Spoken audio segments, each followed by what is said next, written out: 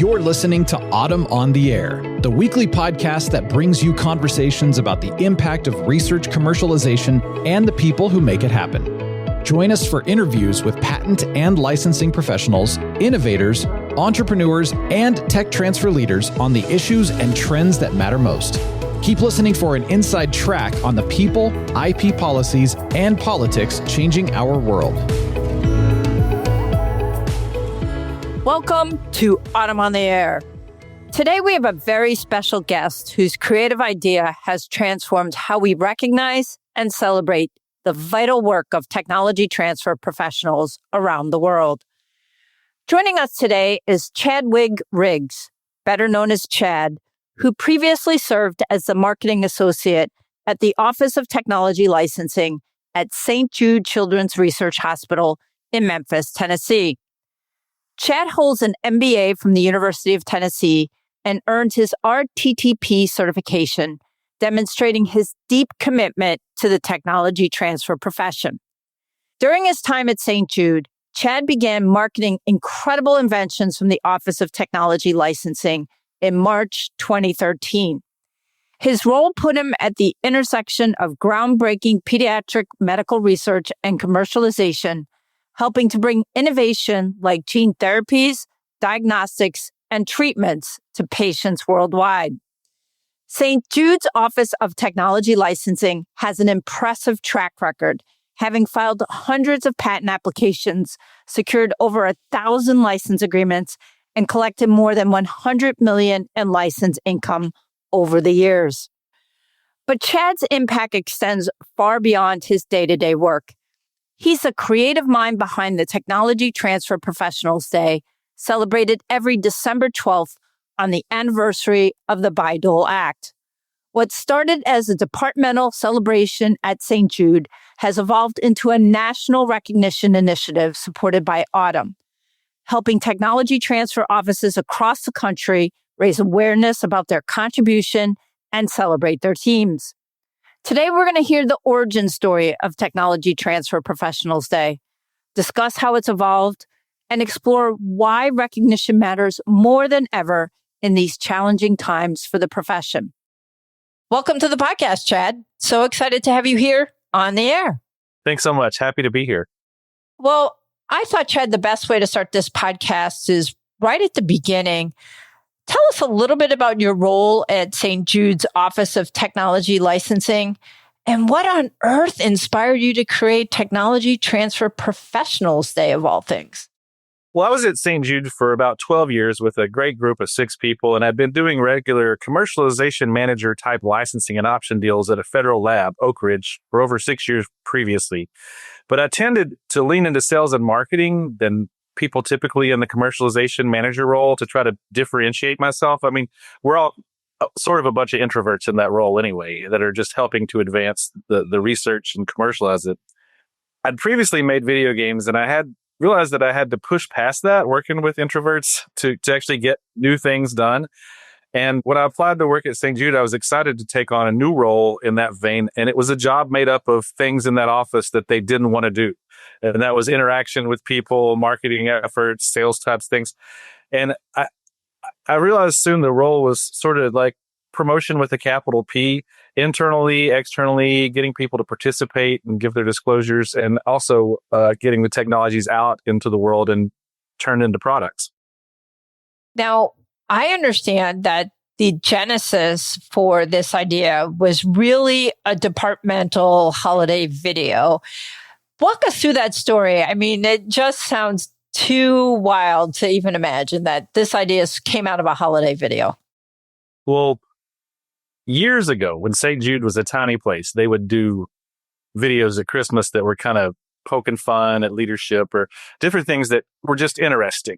And they were internal and private. And later it got to be bigger and a lot more things were going on, a lot more important research. And these became a departmental holiday video to sort of remind you, like, cellular therapies and chemical biology and therapeutics, like what they did, people that did flow cytometry. And we didn't have anything in that vein from our technology transfer office. And this can be, I don't think it's a complex for anybody in the field, but for other people, it's a lot of layers. It's very clear, but it's complex. And, even if we find it simple, some really educated people might find it foreign the first time. And I wanted to build programming that went throughout the year.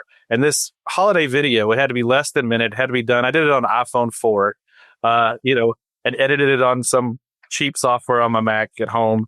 And, I wanted to build excitement about the process, increase the number of participants and quality disclosure. And, this was an opportunity to do that. This is the first thing that came to mind. And, it showed, people got royalties in little envelopes. Money was with cash. And it was very, symbolic. And I had, been an inventor who'd forgotten to disclose the invention in his manuscript, and I didn't get a royalty that year or payment. And so, it was just really short. And it really served, if you're in a tech transfer office, there's people that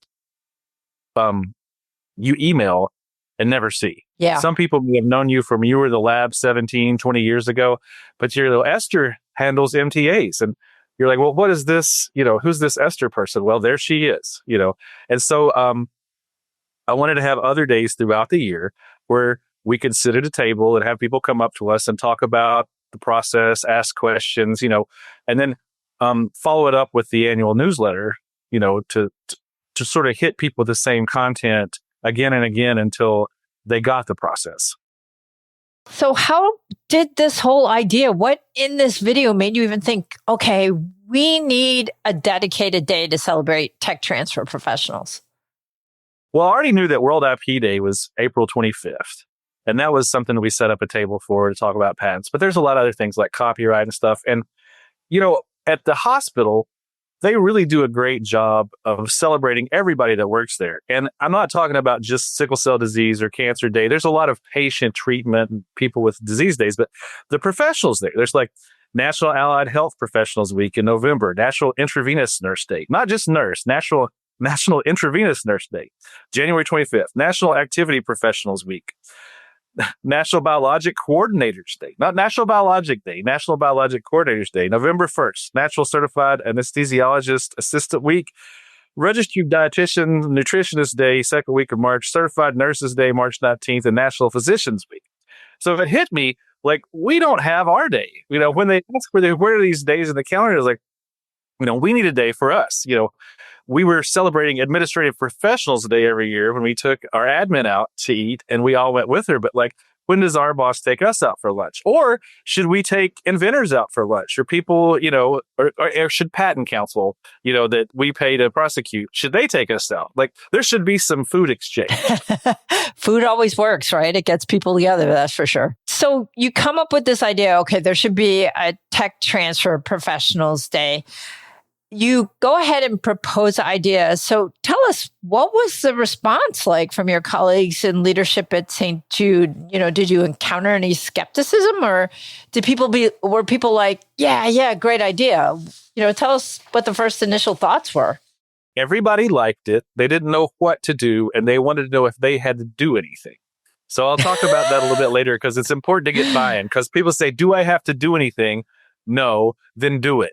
Right? It's a great idea. It's the best idea I've ever heard. Tell me how it went. Yeah. As long as I don't have to do anything, right? Right. I'll be here prosecuting patents and signing licenses while you're out there having your day. And the hospital really liked it, but I realized it needed to have teeth enough to be like, if I wanted to get a banner printed and hung up, it needed to be official, not just our little homegrown cooked up thing.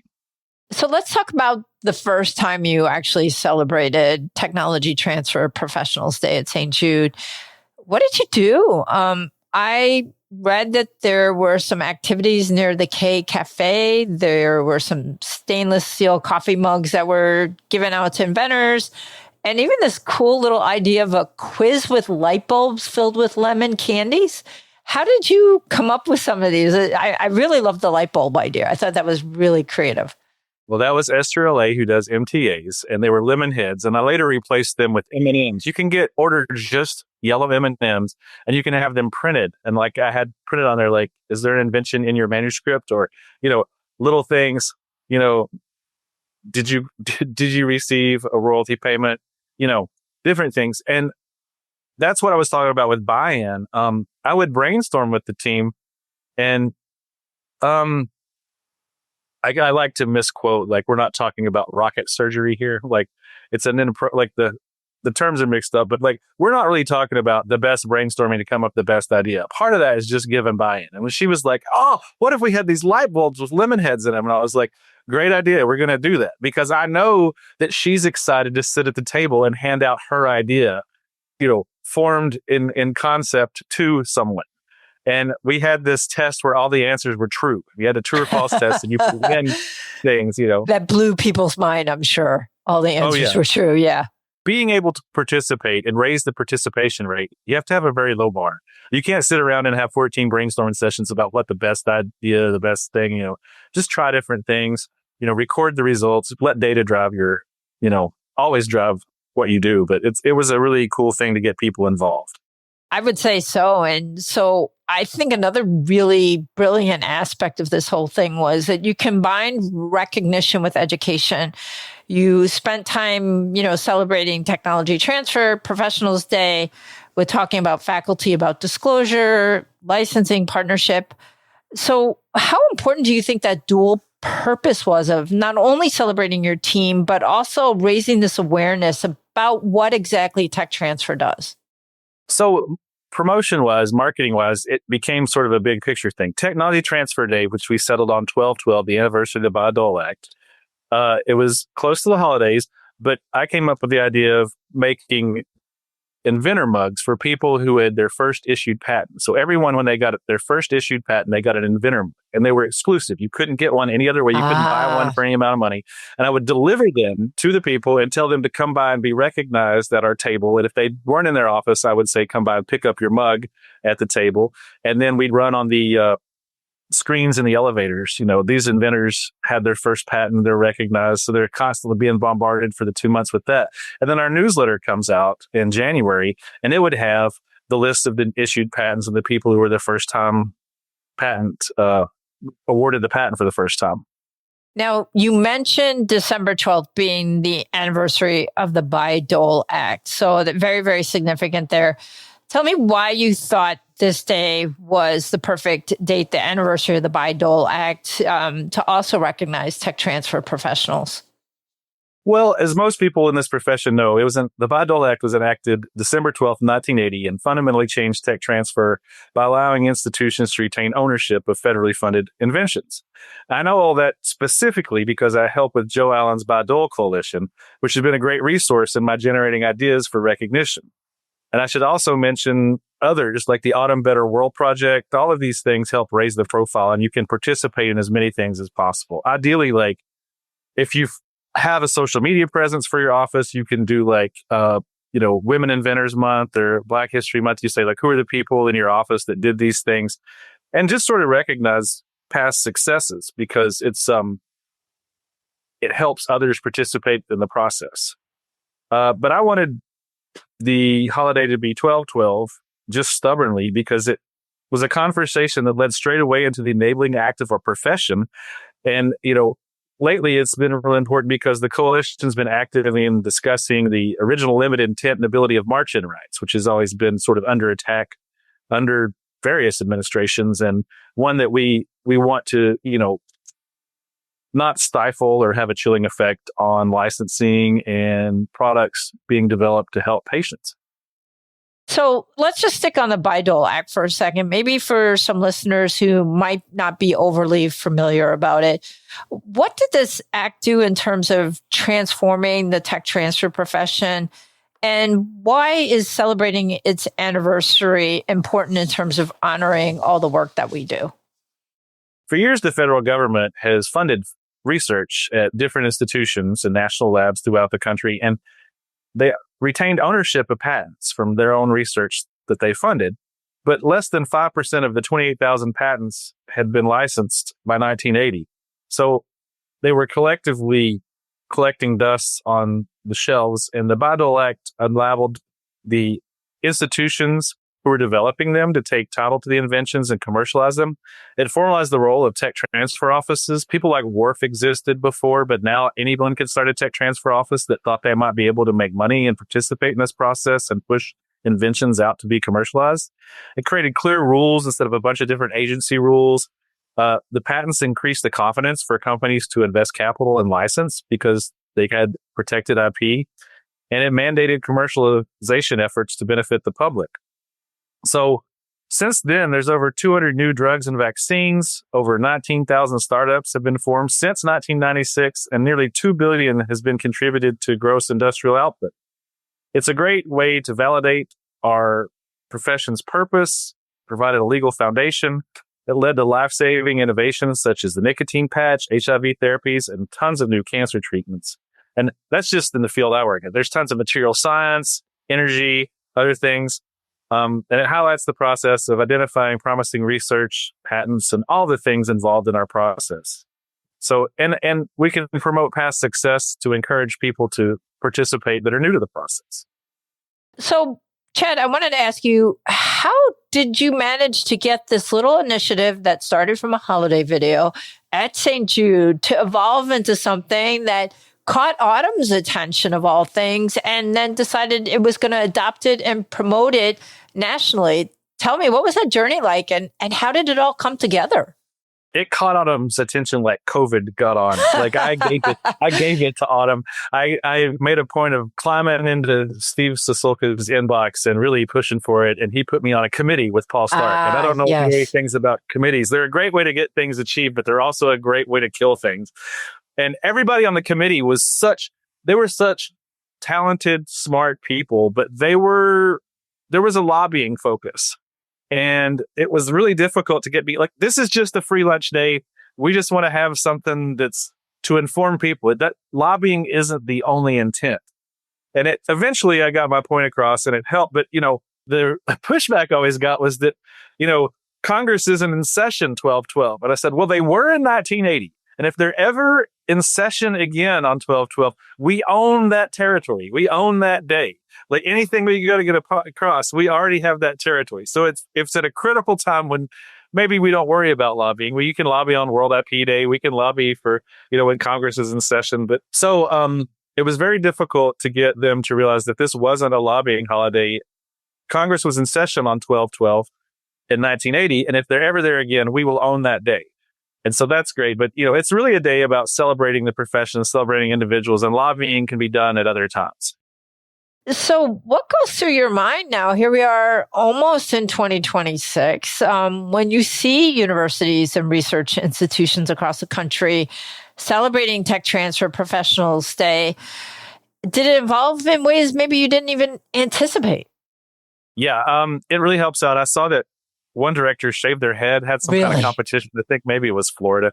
And then, it evolves at different institutions. And I kind of have to remind people because they get busy and not people don't have marketing focused individuals in a lot of their offices. So I have to ping like Worf. I can always count on Worf, but I never want to not email them.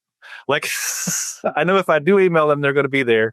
Jennifer Gottwald, right? Yeah, she's going to send out everything. I know there's people I can count on. I mean, I know I can count on Paul Tumarkin, Jackie Green, all the different people that work at different institutions. Paul's at Arizona and Jackie's at Kentucky.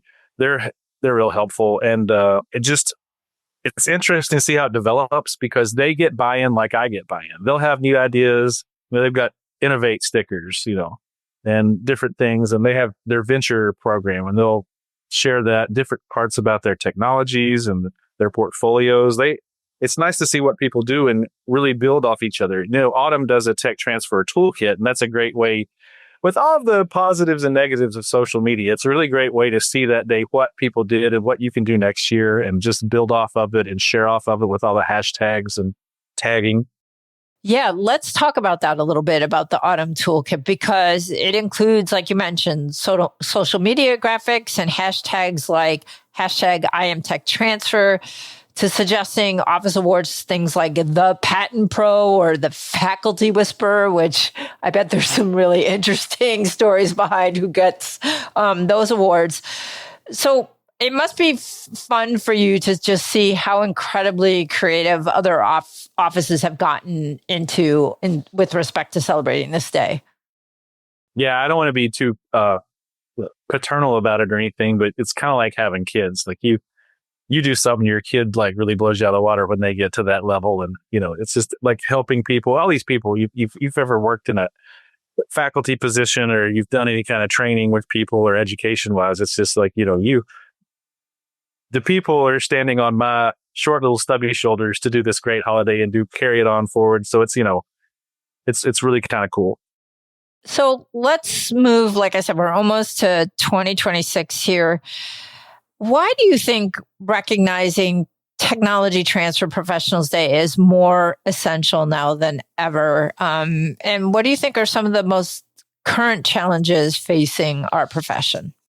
Well, I don't want to get bogged down too much in it, but if you go to any office in the country, you can rattle off 10 of the top 100 challenges facing academic research right now, including tech transfer. And, I see a lot of opportunities too. I mean, funding goes away, but a lot of it's moving and changing and doing different things. And, there's new AI initiatives. There's lots of other things going on like that. So hopefully we can capitalize on that. We just need to remain focused on education and what we can do to mitigate decreases and difficulties by creating incomes. We need to highlight products or treatments that result from grant funding and maybe perhaps increase opportunities to seek sponsored research. Yeah, it's an opportunity, just like you were very creative in coming up with this day, to be creative. And really, given all the significant challenges that we're seeing in the tech transfer landscape now, from staffing shortages to obviously burnout to pressure to demonstrate economic impact and integrating everything that's going on with AI, I think, or what I want to ask you is, how can recognition days and weeks help to maybe address some of these issues and some of the strain and stress that folks in tech transfer offices are feeling right now?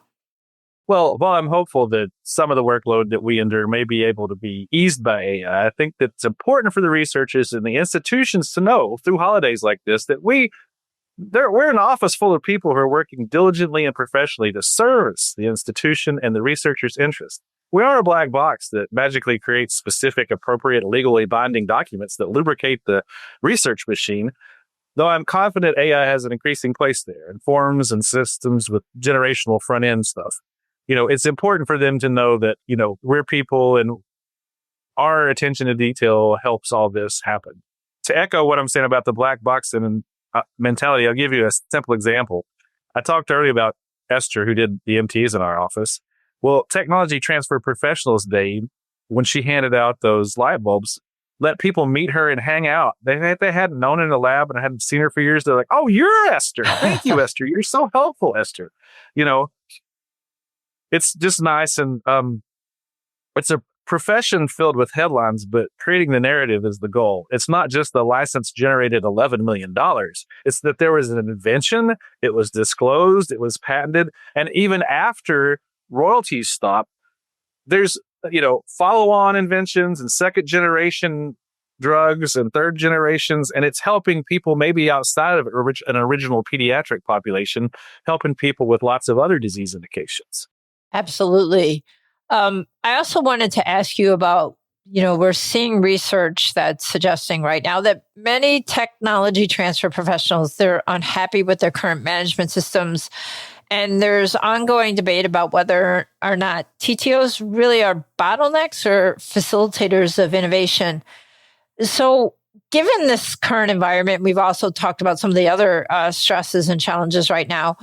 What role do you think recognition plays in helping to sustain morale and retaining talent?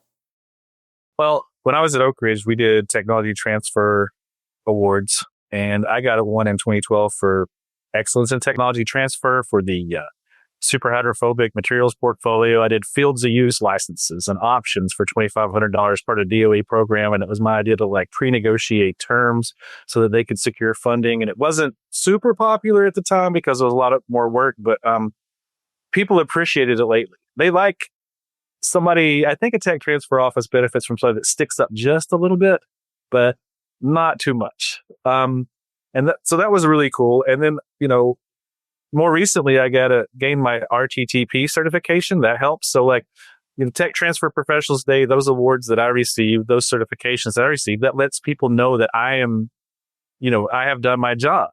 We got an award for quick prosecution of MTAs from one of the reagent companies. And I was like, there's another thing that we can point to. We can do a story about that. And so we want the researchers to know that we want to acknowledge them too around Tech Transfer Professionals Day and their participation in the process. At St. Jude, I did ovation awards for people who we didn't elect to patent. So it wasn't that they had a bad idea or a bad invention, and the ovation award gave them points towards, if it would add up towards an iPod or add up towards, a watch, you get those from different people for doing things outside of your normal duties. Yeah. So then they're motivated, right, to keep disclosing and coming back versus, okay, maybe an invention or innovation wasn't patentable, but they still got so-called credit for it. So it was an incentive to, make them come back, hopefully in the future with something that would be patentable. Right. And biases can be built into the process. I used to, for the 12 years I was there, I ran an academic alliance, which was a group of grad students and postdocs that were interested in entrepreneurship, careers, and networking.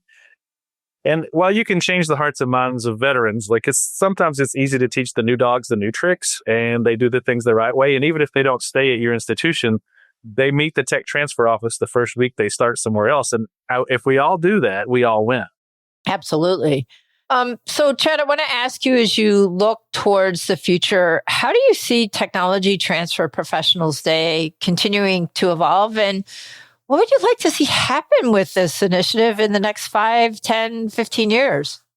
Well, I'd like to see participation increase and maybe highlight as smaller carve-outs of the profession. Like the immediate thing this year, if I were to champion something, would be Sponsored Research Day, or Sponsored Research Week, and get that going, because what we want to do is not just do straight licensing, but build partnerships, where we have multiple agreements with multiple institutions, venture capital funds. We're doing product development on multiple things and, really create those connections and highlight, startups, equity, intellectual property beyond patents, what we're doing in that, with software. And sometimes there's people have mixed feelings about know-how and different things, but there are, ways of doing things that can be explored. And those conversations are really what you want to have. Yeah, absolutely. I'm also thinking about, what advice would you give to tech transfer offices that haven't maybe celebrated Technology Transfer Professionals Day in the past? And what do you say to directors who maybe are thinking, okay, I hear what Chad's saying. I think this is a good idea, but they don't think they have the time or the budget to do this? The minimum level of excitement is always what I go for.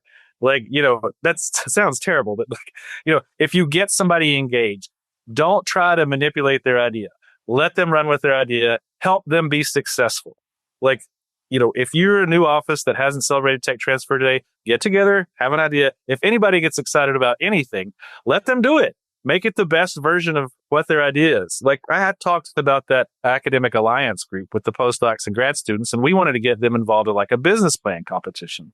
We took IP from our institution, UT Health Science Center, University of Memphis, and we let them do a pretend, accelerator program where they came up with a business plan. And we had people from different groups and organizations like Life Science Tennessee and Launch Tennessee come and give presentations and education. But the group decided to call that the Cypreneur Challenge, which was not my idea. And I don't hate it, but it was their idea. And they were excited about it. So that's what you're going to call it. The idea, though, is to do a creative endeavor, to do something that's different, to get buy-in. That's a new thing for people.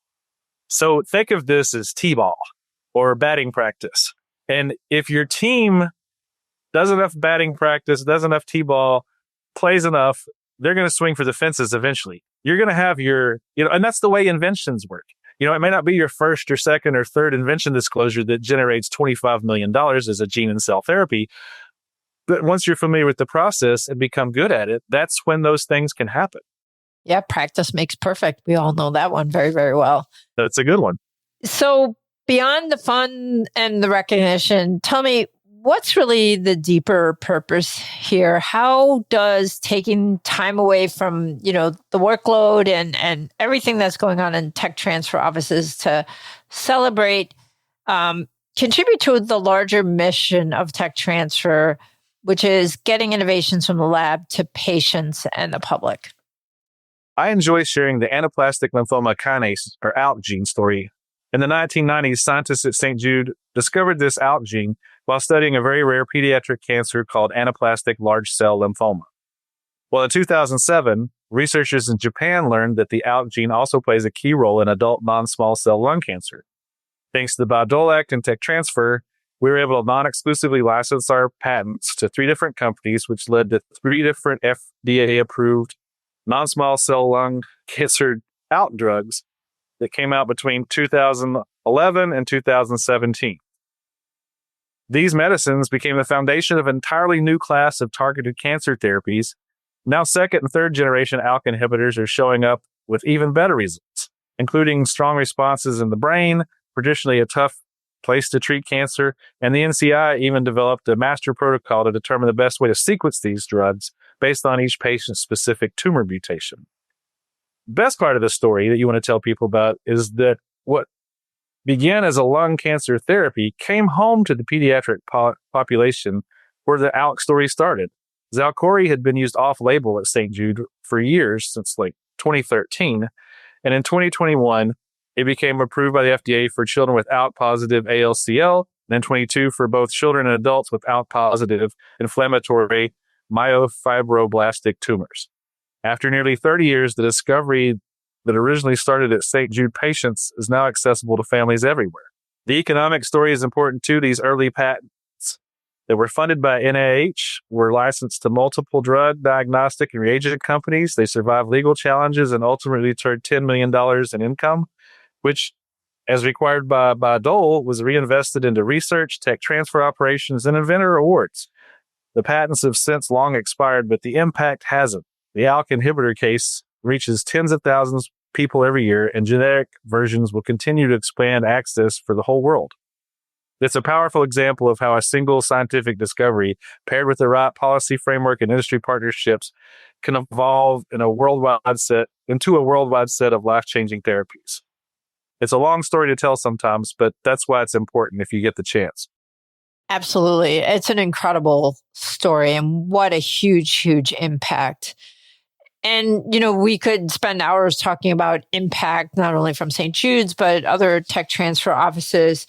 But I did want to, as the podcast comes to a close, Chad, ask you, what do you want people to remember about Technology Transfer Professionals Day? And what's the core message that you hope resonates every December 12th?